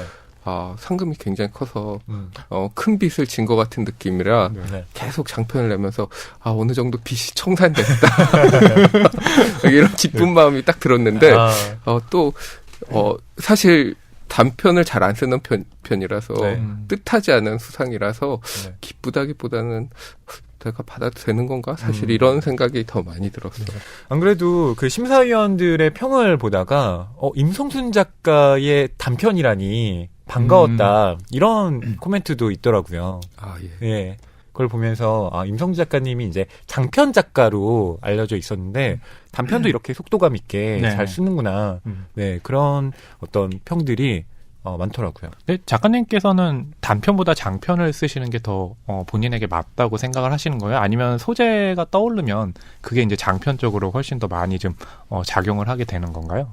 소재를 장편 위주로 떠올리는 편인 것 같긴 한데 사실은 단편 청탁이 안 오기 때문에 단편을 쓸 일이 없어서 제가 단편을 못 쓰는 거죠. 청탁 오는 대로는 다 썼는데 네. 아직 3편밖에 안 됐습니다. 예. 이 장편을 안 쓰고 시간이 비면 단편이라도 열심히 쓰겠는데 늘 써야 되는 장편이 밀려 있어서 그렇겠네요. 예. 사실 좀 운이 좋은 편이라 소재가 없어서 글을 못 쓴다거나 그러진 않거든요. 네. 다음 쓸 장편까지 이렇게 그러게요. 아이디어가 다 있어서 네. 늘 장편 쓰느라 시간이 없어서 청탁이 오면 억지로라도 비우는데 청탁이 안 오기 때문에 네. 자주 못 쓰게 되는 것 같습니다. 네. 네. 이 회랑을 배회하는 양떼와 그 포식자들 제목이 참 독특해요. 예. 길고 예. 그리고 양떼와 포식자들 예. 뭔가를 은유하고 있는 것 같기도 하고 어떻게 제목을 좀 짓게 되신 거예요? 사실은 열린 사회와 그적들에서 제목을 따온 거거든요. 이 단어들을 바꿔서. 네. 근데 팔포퍼 예. 거기서 따와서 이름을 바꾼 건데 사람들이 잘 못 외우더라고요. 회랑 나오고 양모 나오는 거 뭐 미술관에서 돌아다니는 거 있잖아. 막. 네. 그래서 회랑이야, 화랑이야. 그러니까. 네. 예. 그래서 제목을 잘못 지은 건가 싶기도 하고 예 그렇습니다. 아니 오히려 또 제목이 이러니까요 인상 깊은 생각도 들고요. 그럼 이거 역시도 이제 청탁을 받으셔서 쓰셨을 텐데 예. 그렇다면 청탁을 받았을 때 미리 이제 이런 거 청탁이 오면 이런 종류로 써야지라고 생각을 하신 건가요? 아니면 청탁을 받고 뭘 써야 될까라고 그때 고민을 하신 건가요? 사실은 그런 생각을 했었어요. 뭐냐면 이 청탁을 받을 무렵쯤에 네. 이제 예전에 내가 어떤 책을 좋아했었지라고 좀 스스로 돌아볼 기회가 있었는데 그때 초등학교 때 에드가 앨런 포 소설을 굉장히 좋아했다는 걸 기억해냈어요. 그래가지고 왜 적사병감면이라든가 네. 아몬틸라도의 술통이라든가 검은 고양이 같은 그런 공포 단편을 굉장히 좋아했었어요. 그래서 언제 기회가 되면 그런 단편을 써봐야겠다. 왜냐하면 사실 단편 소설의 원형이 그런 기담이나 괴담인 경우가 동서양 막론하고 마찬가지잖아요. 그래서 어떤 그런 걸 써보면 재밌겠다라는 생각은 하고 있었는데 때마침 문장 웹진에서 청탁을 해주셔서 넙죽 감사한 마음으로 이거 공포소설로 세금 도둑질을 하는구나 이러면서 이 문장 웹진이 왜 그 정부에서 나오는 돈으로 운영되고 있기 때문에 한국문화예술위원회에서 운영을 하고 있죠.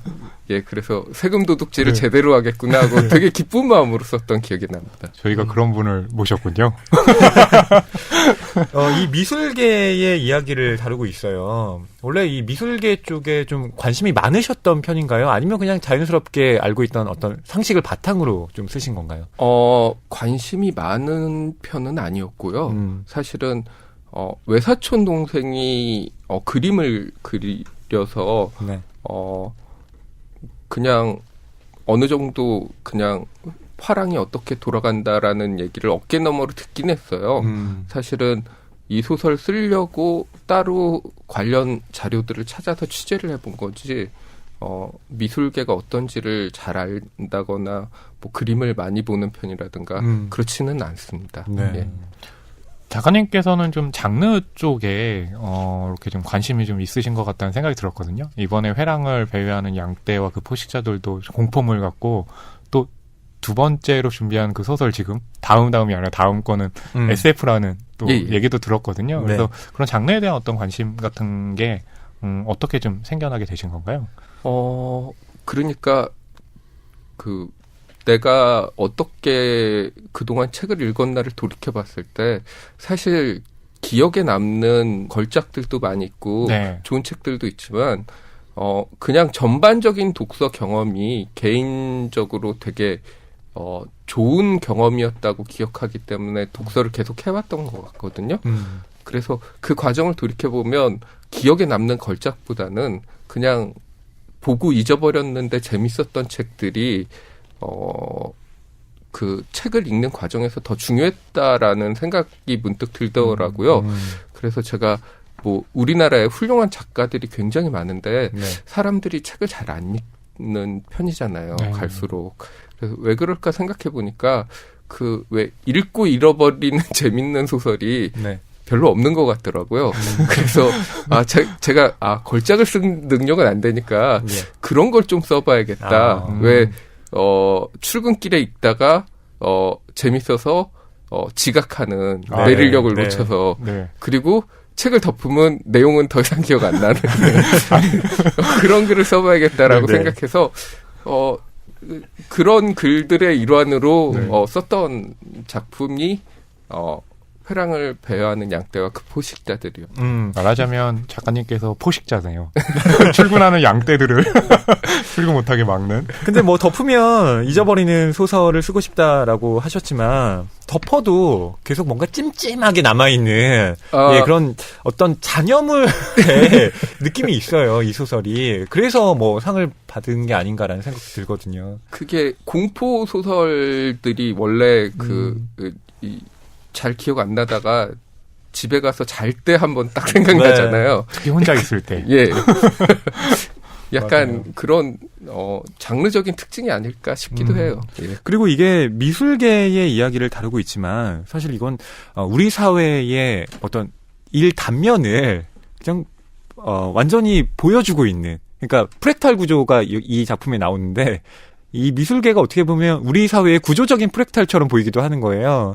어떤 자본들이 다 투입되고 그 사람들이 뭔가 뻥튀기를 하고 그리고 이 상품을 어떤 식으로 이렇게 만들어내는지가 잘 그려져 있잖아요. 그래서 저는 읽으면서 아, 이건 진짜 공포구나.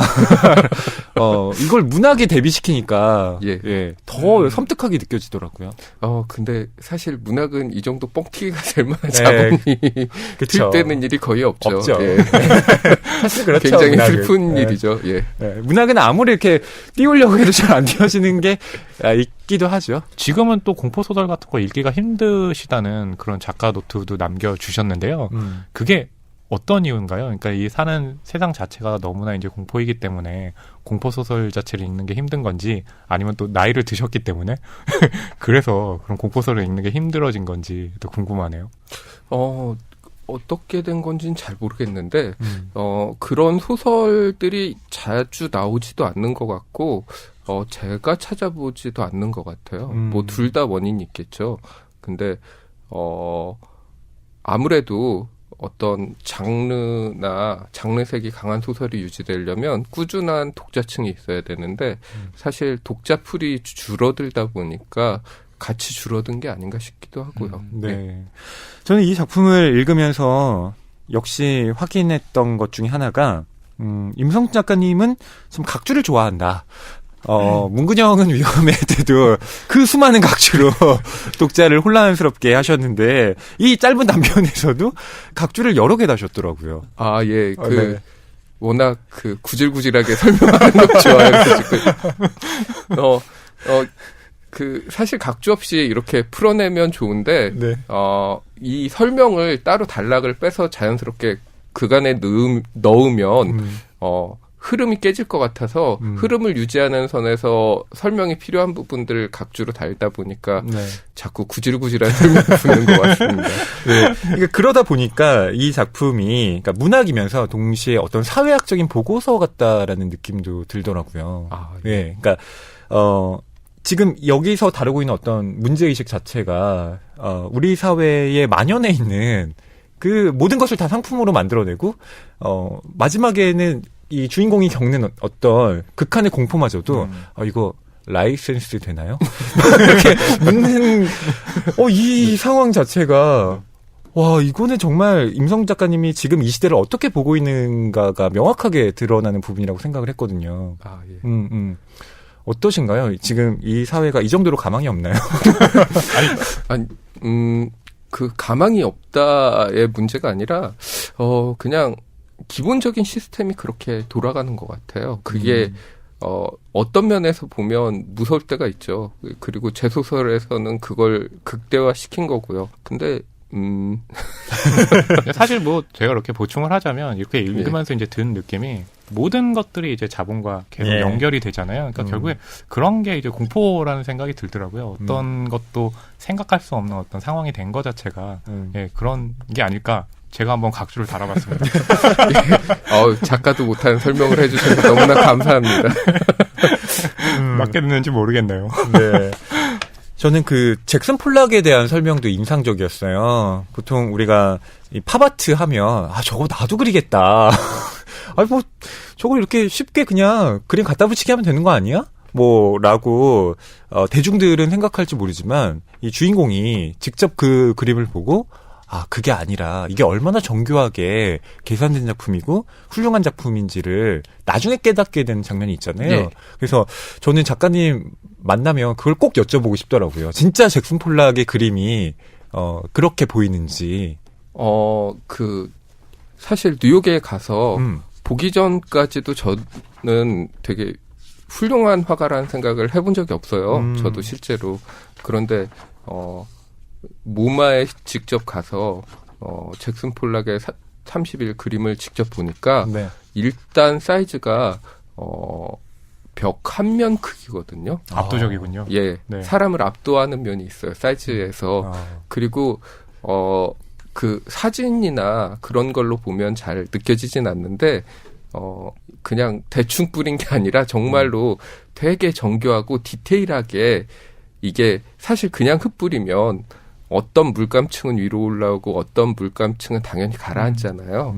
그런데 이게 겹치지 않게 정교하게 층을 지게 이게 계산을 안 하고 뿌리면 이런 식의 디테일이 살아날 수 없겠구나라고 확 느껴지는 부분들이 있어요. 그래가지고 이렇게 실제로 보면 네. 사람 키보다 훨씬 큰 그림이고 폭이 한 정확히 기억 안 나는데 3m에서 5m 사이거든요. 그러니까 확실히 사람을 압도하는 그림이 있는 걸작이라는 거를 제가 볼 때 이제 초등학생 꼬마들이 아니 유치원생 꼬마들이 그 선생님하고 와서 보거든요. 예. 근데 꼬마들도 입을 벌리고 보더라고요. 예. 그 정도로 압도하는 힘이 있더라고요.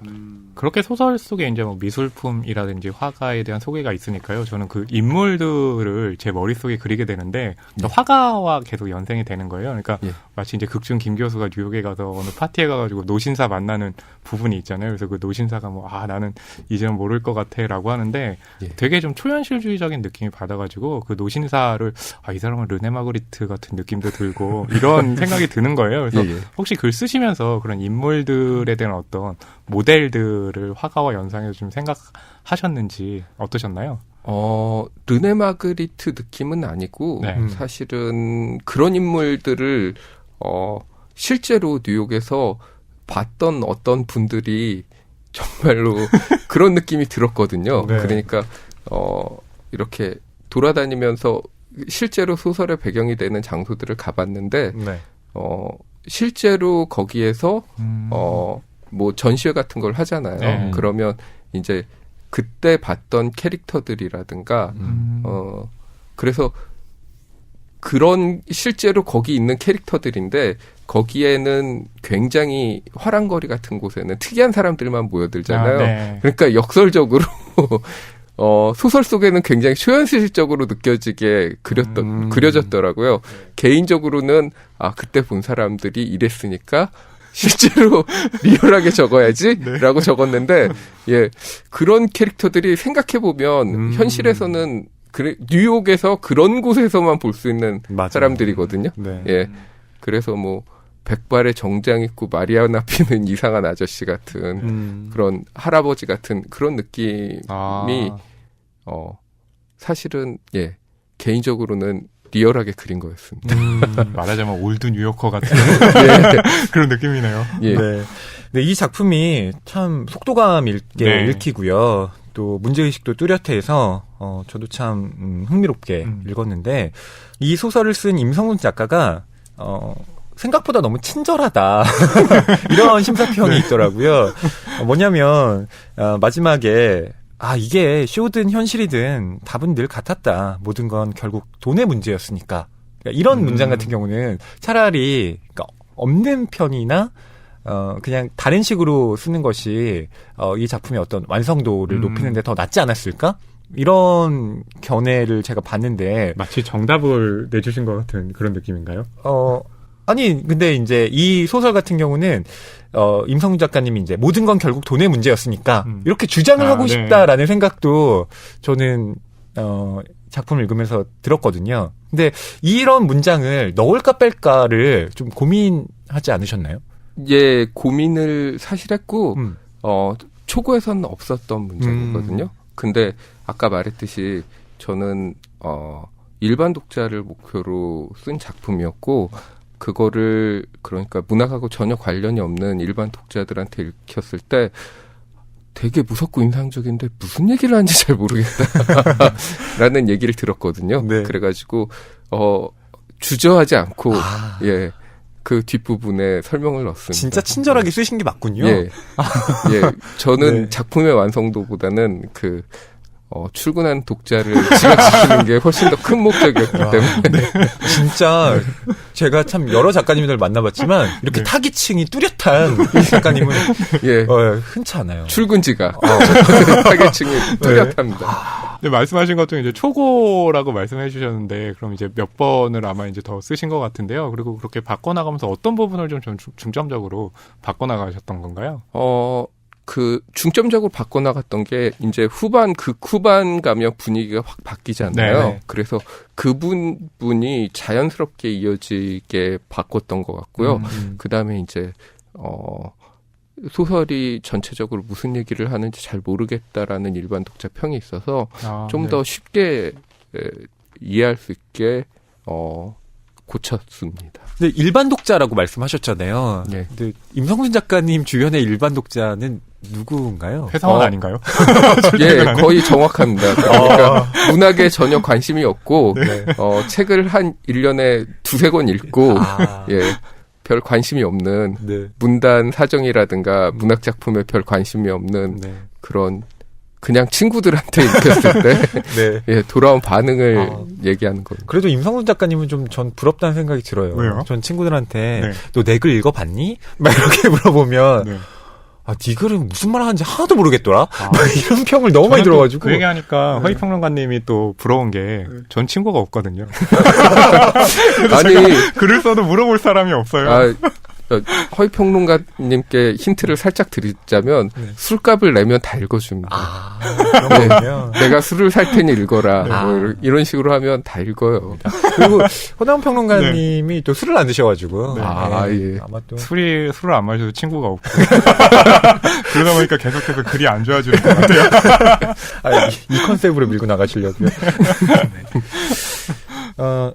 이번에는 이렇게 회랑을 배회하는 양떼와 그 포식자들로 상금을 받으셨는데 혹시 다음 장편으로 어떤 상금을 노리시는 건 없으십니까? 결국 자본이군요. 아니 작가도 먹고 살아야죠. 예. 나름 프로인데요. 상금을 노리지는 않고요. 다음 장편이 아마 8월 내지 9월 달쯤에 나올 것 같고요. 예, 신간이. 그래서 목표는 역시 초판을 다 소화하는 걸 목표로 예, 다음 장편을 준비하고 있습니다. 오늘 이렇게 임성근 작가님하고 얘기하면서 이제 제가 받은 느낌이 작가님께서는 굉장히 좀 성실하다는 느낌을 받았거든요. 장편도 계속 준비하시고 청탁 받으면 단편소를 쓰시고 그래서 글을 쓰실 때 이렇게 정해둔 시간이 있는지 아니면은 그런 거랑 상관없이 생각날 때마다 쓰시는 건지 저는 그것도 궁금하네요. 저는 1년에 한 320일 정도 하루에 4시간씩 계속 작업을 합니다. 320일이요? 예. 그 기간은 어떻게 계산이 되는 건가요? 제가 일단 주말에는 잘 안 쉬는데, 네.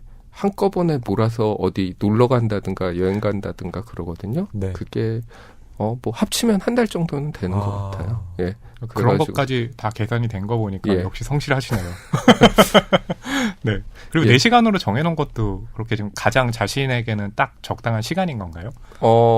그 이상 쓰게 되면 그 자료를 찾는다든가 글에 대해서 생각한다든가 하는데 시간이 하루가 부족하기 때문에 4시간 정도 작업하면 실제로 글 쓰는 시간은 2시간 반, 3시간 정도 되거든요.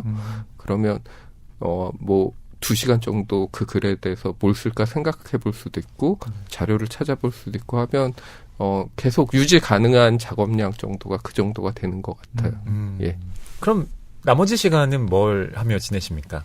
설거지도 하고 청소도 하고 다른 사람들하고 똑같이 살고 생활인으로서의 있습니다. 삶을 또 살아야 됩니까? 사실 또 작가님들도 생활인이기 때문에 거기서 벗어날 수는 없을 것 같고 또 하나 궁금한 건요. 작가님 지금 이제 자료 준비 이런 말씀하셨는데요. 글을 쓰시면서 그러니까 자료에 대한 어떤 팩트 같은 것에 대한 중요성은 얼마나 생각을 하세요?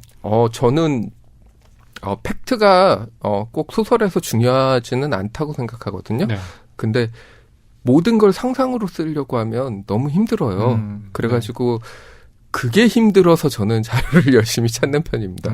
자료가 있으면 제가 상상할 수 있는 다른 쪽으로 더 상상할 수 있는 여지가 생기고 그 다음에 이제 이렇게 여러 가지를 디테일하게 설정하기 쉬우니까 오히려 자료를 열심히 찾아보는 쪽이죠. 네. 이제 앞으로 8, 9월에 장편 나온다고 하셨는데요. 네. 어떤 좀 종류의 작품인지 설명을 좀 해주시겠어요? 간단하게 설명하자면 SF고요. 네. 그 다음에 이제 다른 시점에서 무관해 보이는 짧은 단편 비슷한 얘기가 진행되는데 그 캐릭터들이 실은 어떤 거대한 실험에 얽혀 있고, 예, 그래서 그것 실험이 어떤 거대한 실험이 실패했는데 그거와 관련된 이제 각 인물들의 이야기를 풀어내는 소설입니다. 네. 국내에는 SF 작가님들도 많지 않고 또 SF에 대한 독자층도 굉장히 좀 옅잖아요. 그래서 그런 부분 때문에 또 부담이 있으시진 않으셨는지. 사실은 그 독자 장르 독자를 의식하고 쓴 작품은 아닌 것 같아요. 네. 제가 주로 작업할 때 써야지 하는 글을 고르는 방식이 그냥 내가 해서 재밌을 것 같은 작품들을 고르거든요. 그래서 실은 아까는 독자를 굉장히 배려하는 쪽 얘기를 했지만 전적으로 제 욕망을 충족시키기 위해서 글을 쓰다 보니까 네. 예, 사실 큰 고려는 안 했는데 나올 작품도 실제로는 SF인데 장르 독자들이 좋아할 만한 SF는 아닌 것 같아요. 네. 예. 낭만서점에 이렇게 두 번째 방문을 해주셨는데 오늘 어떠셨습니까? 내년에 하게 될 세 번째 인터뷰를 준비해야겠다 이렇게 생각하고 있습니다. 오늘 두 분 뵈서 너무 즐거웠고요. 네. 예, 불러주셔서 영광입니다. 네. 감사합니다. 저도 이렇게 만나뵙게 돼서 굉장히 좀 반가웠고 항상 작가님에 대한 어떤 그림 같은 게 있어요. 되게 이렇게 좀 엉뚱한 느낌과 이런 게 있지 않을까 책을 읽으면서 생각을 했는데요. 역시 그러시네요. 독자분들께도 한번 좀 한 말씀 부탁드리겠습니다. 네. 예, 이렇게 젊은 작가 상으로 만나뵙게 돼서 영광이라고 생각하고요. 저희 단편들이 실린 작품집 제 작품뿐만 아니라 저보다 훨씬 좋은 작가님들의 단편들이 많이 수록돼 있습니다. 저처럼 이렇게 출근 방해용 소설도 있지만 대부분의 작품들이 정말 우리나라 문단에서 가장 주목받는 젊은 작가분들의 작품이니까 꼭 한번 읽어보시고요. 이렇게 다시 한번 말씀드리지만 나와서 독자 여러분들께 인사드리게 돼서 저도 기쁘고 영광이었습니다. 네. 임성순 작가님의 앞으로의 행복 또 계속 응원하겠습니다. 오늘 나와주셔서 감사드립니다. 예, 감사합니다. 네, 안녕히 돌아가세요. 네. 네. 임성순 작가님, 네. 만난 소감이 어떠셨나요? 소설을 보면서 이제 그리는 이미지가 있잖아요. 네. 그래서 이 소설 자체는 좀 공포물이라는 느낌을 받아서 작가님도 좀 으스스하지 않을까라고 했는데 전혀 그렇지 않고 굉장히 좀 말도 잘해주시고 네. 포근한 느낌 받았거든요. 근데 실제로 그런 좀 기괴한 이야기 쓰시는 분들 보면요, 굉장히 착해 보이세요. 맞아요. 네. 작가님도 굉장히 착해 보이시더라고요. 네. 임성순 작가님의 이 회랑을 배회하는 양떼와 그 포식자들, 네. 허남몽 평론가님의 한 줄 평이 기대가 됩니다. 보면 저는 사실 이렇게 말했습니다. 현대의 에드가 앨런 포의 재림. 네. 작가님 좋아하시겠죠? 에드가 앨런 포의 작품을 생각하면서 네, 이 소설을 구상했다고 하시니까요. 네. 어떤 또 한 줄 평 준비하셨나요? 저는 이 작품을 읽으면서 네. 이런 한 줄 평이 떠올랐습니다. 네. 책 제목이기도 한데요. 네. 혁명을 팝니다. 멋있네요. 왜 항상 맨날 제 멋있는 한 줄 걸 평만 준비하시네요. 네. 멋있다고 하시는 거죠? 그 심리를 아니에요. 제가 모르겠어요. 그러니까 뭐냐면 네. 남의 떡이 더 커 보이는 건가? 아니면 허남몽 모르겠네요. 평론가님의 네. 한 줄 평 좋습니다. 감사합니다. 근데 이 혁명을 팝니다라는 네. 이 책 여러분 한번 읽어보시길 네. 권하는데요. 네. 이 책 표지가 이 한국어 번역본에는 체게바라인가요? 네, 체게바라가 스타벅스 컵 네. 안에 들어가 있습니다. 네. 그쵸. 그러니까 이 저자들이 이제 하는 얘기는 네. 결국 반문화라고 하는 것. 그러니까 주류 문화에 반대하는 네. 이런 반문화적인 어떤 양태들이 네. 실제로는 다 자본주의에 종속돼 있다는 거예요. 그렇죠. 네. 네. 그러니까 결국 체게바라마저도 티셔츠에 인쇄가 돼서 네. 자 우리 체게바라를 이렇게 우리 받들고 네. 이 사람의 정신을 계승해야 한다라고 얘기하지만 결국 그냥 티셔츠의 상품으로 불티나게 팔려 나가는 거. 일종의 패션처럼 이제 소비를 그쵸. 하니까 그래서 저도 혁명을 팝니다라는 그 제목 예전에 딱 봤을 때 예상 체게바라 얘기하려고 그러는구나 라는 느낌 받았거든요. 맞아요. 예. 그리고 그런 책도 여러분 같이 읽으셔도 좋습니다. 루이 비똥이 된 네. 푸코라는 책도 있어요. 네. 네. 그것도 제목에서 딱 어떤 느낌인지 드러나네요. 네. 네. 그러니까 푸코라는 이 철학자가 네. 정말 이 세계의 균열을 내는 이야기들 네. 많이 했잖아요. 근데 그것마저도 어떤 지적인 사치품으로 네. 네, 받아들여지고 있다는 거예요. 그러게요. 네, 루이 네. 비똥처럼. 이런 시대일 때 우리는 참 어떻게 기준을 잡고 살아가야 될 것인가 라는 것이 정말 중요한 화두처럼 다가오네요. 네. 오늘도 저희가 이 자본에 종속된 예술을 보세요. 네. 이 관계가 참 복잡하고 착잡하지 않습니까? 이런 얘기를 했지만 네. 그런 얘기를 하면서 저희는 지금 네. 방송 하나를 만들고 있는 거예요. 그러니까 결국 또 저희 또 상품을 판매한 거네요. 그러니까요. 그러면서 자, 이 책 여러분 읽어보셔야 됩니다. 판매를 지금 유도하고 있고. 뭔가 죄책감이 느껴지네요. 네. 그러니까 자본주의에 대한 비판을 네. 하기는 사실 어렵지 않아요. 네. 뭐 자본 이거 다 어떤 자본주의의 기획이야. 네. 이렇게 말하는 거 얼마나 쉽습니까? 그렇죠. 그런데 그것들을 지적해내고 그리고 그 다음에 어떤 행보를 고민한다는 것. 네. 그거야말로 진짜 어려운 일인 것 같아요. 결국 그런 생각도 드는 게요. 내가 받는 피해 자체가 결국에 또 내가 행하는 가해가 된다. 그렇죠. 라는 구조가 되거든요. 네. 네, 이게 바로 이렇게 자본주의를 살고 있는 사람들의 어떤 행동 방식이 된 거라는 게 느껴집니다. 네. 그런 면에서 다른 시스템을 상상하려는 노력. 아, 그렇죠. 다른 세계를 꿈꾸려는 네. 그런 시도를 네. 우리가 또 멈출 수 없다라는 것도 네. 분명한 것 같습니다. 예술이 해야 할 일. 바로 그것이죠. 조금 전에는 이라고 하시네요. 네. 예술을 통해서 가능할지도 모르겠습니다. 아, 네, 알겠습니다. 아주 일부분. 네. 네, 저는 예술을 네. 통해서 100% 가능하다. 저는 네. 이런 확신은 못하겠어요. 저는 이상주의자고 허위평론가님은 현실주의자군요. 저는 이상을 믿고 싶은 현실주의자입니다. 네. 아, 항상 자기는 멋있게 얘기하고 나만 이상하게 만들어. 아니 뭐 체게바라 한 네. 얘기가 네. 유명한 거 있잖아요. 네. 우리 모두 리얼리스트가 되자. 네. 그러나 가슴속에 불가능한 꿈을 갖자. 그거랑 똑같죠 뭐. 네. 멀리서 보면 희극이지만 가까이서 보면 비극이다. 찰리 채플린이 한 말입니다. 지금 명언 대결하는 거 아니에요? 아, 그런가요? 죄송합니다. 네, 낭만서점 137회 임성순 작가님의 이 회랑을 배회하는 양떼와 그 포식자들은 이것으로 마치겠습니다. 저희는 138회 박민정 작가의 쇄실주의로 돌아오겠습니다. 여러분 감사합니다. 안녕히 계세요. 책이 가득한 소설을 사랑하는 책방, 이곳은 낭만서점입니다.